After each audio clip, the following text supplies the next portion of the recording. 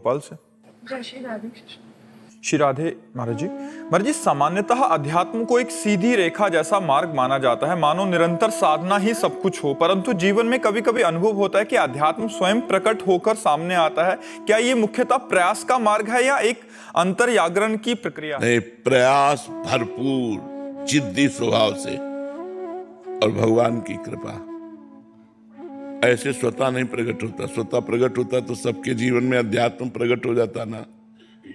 स्वतः किसी के नहीं प्रकट होता। जिन्होंने भरपूर साधन किया और जिद्दी स्वभाव, मर जाऊंगा पर ऐसा नहीं करूंगा, मर जाऊं चाहे पर भजन नहीं छोड़ूंगा, जो बिल्कुल जिद्दी स्वभाव और डट करके खूब भजन मार्ग में लगा तो अध्यात्म पर वो चल पाया। ये ज्ञान के पंथ कृपाण की धारा, परत खगेश लगे नहीं बारा। ये जो भगवान का मार्ग है, ज्ञान का मार्ग है, ये दुधारी तलवार है, इस पे चलना है। इसीलिए सब कोई चल नहीं पाते, सब विषयों में गिर जाते हैं। कोई विशेष हिम्मती, सहनशील, जो हर दुख को सहने के लिए तैयार हो गया है, वो इस मार्ग में चल पाता है। सुख अपार पर यात्रा बड़ी दुखमयी। अपार सुख है परिणाम में, पर यात्रा बड़ी दुखमयी है।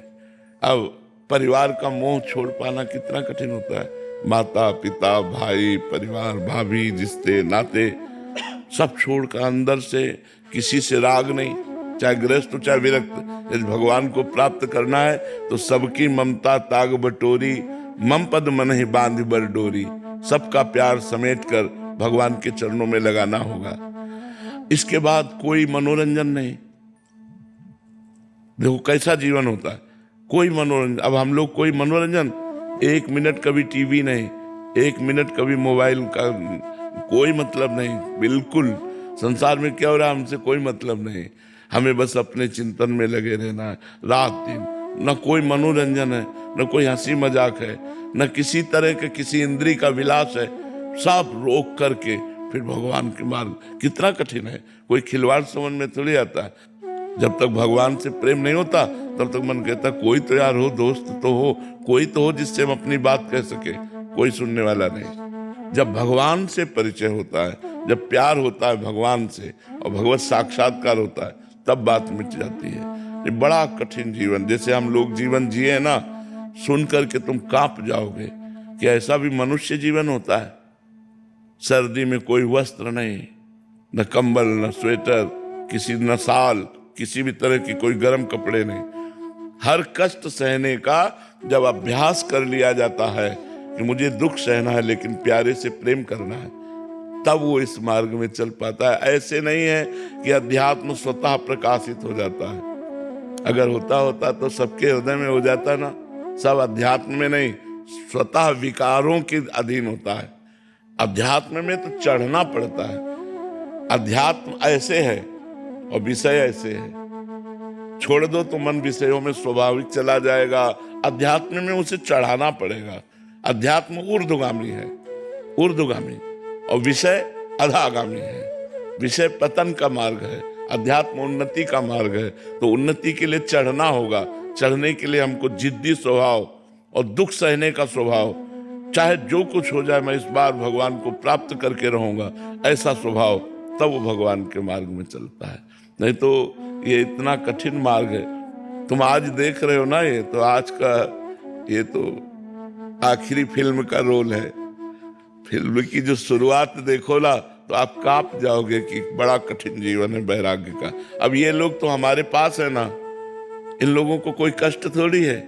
जीवन में कभी गरम गरम रोटी निकल के नहीं पाए कि वो रसोई से निकल रहे हम पा रहे हैं, कभी नहीं। 7-7 दिन हो गए भोजन नहीं मिला। गंगा के किनारे गंगा जल पान करके प्राणों की रक्षा करना, हर समय नाम जप करना, भजन करना।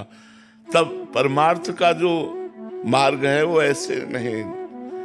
जीवित मर जाए उलट आप में समाए, यही दिलगिरी है। पर परमार्थ का जो मार्ग है वो केवल 2-4 माला घुमा लेना है। जीवित मर जाए, जैसे मरे हुए पुरुष में कोई कामना नहीं होती, मान अपमान का बोध नहीं होता।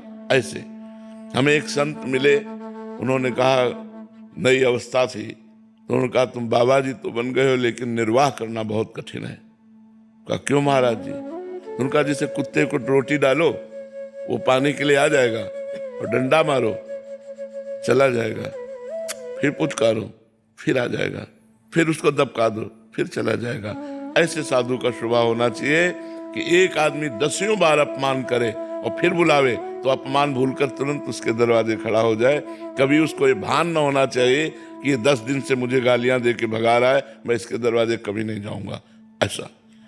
और कहा सुनो, मन को ऐसे मारना है जैसे सांप को बंदर पकड़ लेता है और वो पेड़ पर घसता है उसका मुंह, फिर कान में लगाता है, अगर सूं हुआ जरा सा फिर घसता है। बोले ऐसे मन को पकड़ करके अगर तनिक भी विषय की चंचलता रह गई, मारो मन को। मन मार्या तन बस में की ना हुआ भरम सब दूर, बाहर से कछ दिखत नाही अंदर चमके नूर। आपो त्याग जगत में बैठे नहीं किसी से काम, उनमें तो कछु अंतर नहीं संत कहो चाहे राम। जिन्होंने मन को मार लिया, जिन्होंने इंद्रियों को वश में कर लिया, जो अपने देह राग को भूल गए, जो संसार के सुखों को रौंद डाला, वो परमार्थ उनके हृदय में अध्यात्म प्रकाशित होता है। तो इसलिए हमारी प्रार्थना है कि ये न समझा जाए, अगर स्वतः प्रकाशित होता तो सबके हृदय में प्रकाशित हो जाता। जो जितना कठिन तप करता है, जो जितना प्रयासरत है, उतने अध्यात्म में आगे बढ़ पाया।